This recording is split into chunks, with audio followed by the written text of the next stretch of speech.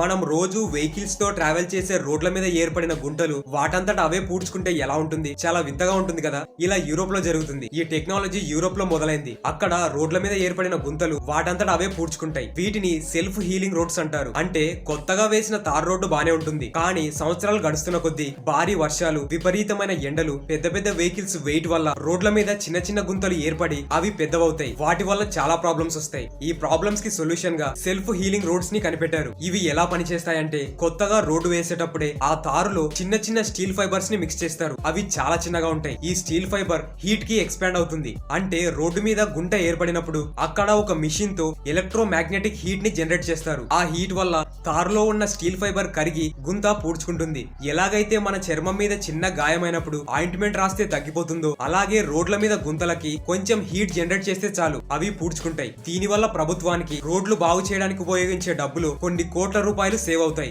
Video informative అనిపిస్తే like చేయండి. Next video కోసం మన ఛానల్ ని సబ్స్క్రైబ్ చేసుకోండి. Thank you for watching.